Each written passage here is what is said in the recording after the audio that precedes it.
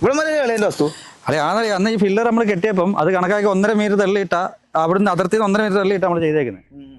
ഇപ്പൊ അവര് സാങ്ഷൻ തരാൻ വേണ്ടി അത് പഞ്ചായത്ത് നടക്കാൻ വന്നപ്പോ 3/4 മീറ്റർ 2 വർഷം അവിടുന്ന് മാറി നിന്നപ്പോഴത്തേക്ക് അയാൾ കല്ലൂരി മാറ്റി. ഏട്ടൻ മാറി ഇവിടെ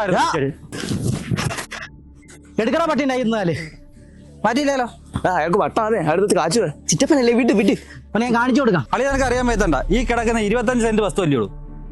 അല്ലെ 15 ഏറെ അച്ഛനെ മണി അടിച്ചാൽ മേടിച്ചോ. ഏടാ എന്റെ ചുണയാടാ, നിനക്കാണോ നോക്കേട്. ഈ കാണുന്ന 10 സെന്റ് വസ്തു അതിനകത്തൊരു കിടക്കാടം ഉണ്ടാക്കാനായി കിട കഷ്ടപ്പെടുന്നത്. ഇയാൾ 10 ഉണ്ടാക്കിയാ മതി. അതിനകത്ത് ഉണ്ടാക്കുന്നോളൂ. എന്റെ വസ്തു എന്തേ ബാക്കി? അത് എന്റെ മണ്ടയ്ക്ക്. ഈ ഫില്ലർ ഇവിടെ നാട്ടുമ്പോ ഇവിടുന്ന് 1.5 മീറ്റർ ഗ്യാപ്പ് ഉണ്ടായിരുന്നു. ഇപ്പൊ അത് 3/4 മീറ്റർ. അതിന് ഞാനും മാന്തി ഓടാ ഓടാ.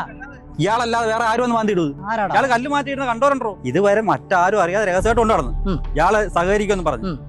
ഇനി അങ്ങനെയില്ല, ആരും അറിയട്ടെ. നിന്നെ നാണം കെടുത്തു. വേണ്ട വേണ്ട, ജാടുത്ത് ഇനി സംസാരിക്കുന്നില്ല. നാളെ കണ്ടറിയാലോ. നാളെ ആര് വരും? ഞാൻ സർവേറെ വിളിച്ചിട്ടുണ്ട്.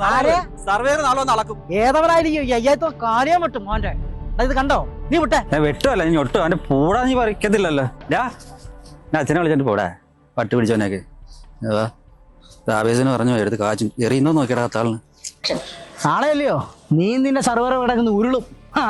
വാ, നിനക്കൊക്കെ വേണ്ടി കടാലും ഉണ്ടാക്കുന്നേ. അച്ഛൻ ശരിക്കും വിട്ടു. നാളെ നോക്കാം. സ്വല്പം അവിടെ അങ്ങോട്ട് മാറിയേ. നിക്കടാ മതി മതി വരും. ജഗദീഷേ എന്താണ് എന്റെ ഈ വെട്ടൊക്കെ ഇരിക്കുന്നേ? അല്ലല്ലേ ഈ പോച്ച കിടക്കുന്നില്ലേ എന്തൊക്കെയാണ് നിങ്ങളുടെ ജോലി കഴിയട്ടെ എന്നിട്ട് ചെയ്യാം. ഓ അല്ലാതെ വേറെ കുഴപ്പങ്ങളൊന്നും ഇല്ലല്ലോ അല്ലേ? എന്താ പ്രശ്നം?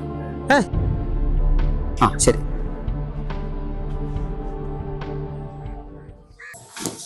സർവേ അടക്കം അല്ലേ? നിർത്തിക്കോ. അത് നിർത്തണവനെ.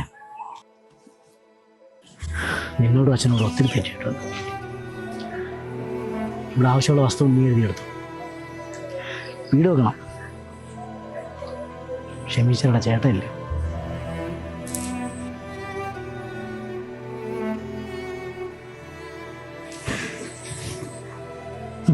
നടക്കട്ടെ, ക്ഷമിച്ചേക്കാം.